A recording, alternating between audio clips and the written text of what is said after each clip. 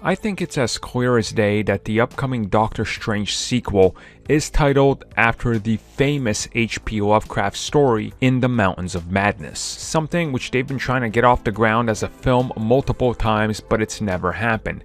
Now, there is some speculation that it's going to draw direct inspiration from that story, and particular one character from the Marvel mythos that could resemble something very Lovecraftian.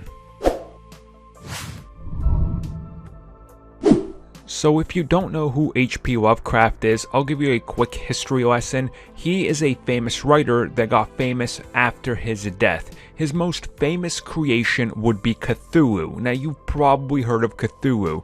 He's written tons of short stories, long-form stories in this interconnected world, books, various other things. If you wanted to really get into it, there's a huge rabbit hole to fall into with him.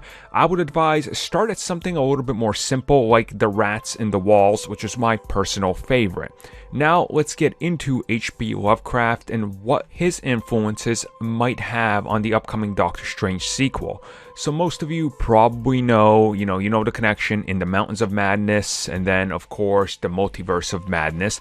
Many people are expecting that it's going to draw some parallels. Now, H.P. Lovecraft had a fear of the unknown.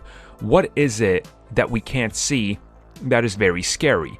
Most of these things were these huge gods and crazy looking creatures that I can't even describe because I'm not intelligent enough, let's be real. I can't come up with enough crazy words or descriptions to just do it any favor, so I won't. But they're very squiddy looking, disgusting fish things. That's like the best way I can describe it. He came up with these because of nightmares and fears. Now we're talking about the upcoming Doctor Strange, and there is speculation that they're going to draw a direct parallel, and you guys can find an article below that talks about this, and essentially it goes into some of the details. And if you guys just search up Marvel creatures and things like that, you're probably going to come up with somebody familiar who they've teased in various other Marvel things, but we haven't seen in live action. It happens to be McGrath.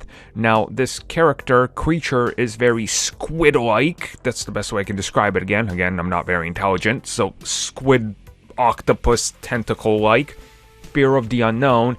And Kevin Feige has specifically said that a character will be showing up in live action that they've wanted to use for a while, specifically in this film. And honestly, who better, right? Because it's a fan favorite character, because he's been in Marvel video games, specifically the fighting ones. So again, I think there is a connection to be made here. And honestly, if this character does show up, it'll be interesting to see how they pull it off, considering the, horror look of it. And then again, if we look at some of the deleted scenes from Avengers Endgame, we know that there was going to be a squid monster in that was drinking coffee, so there you go.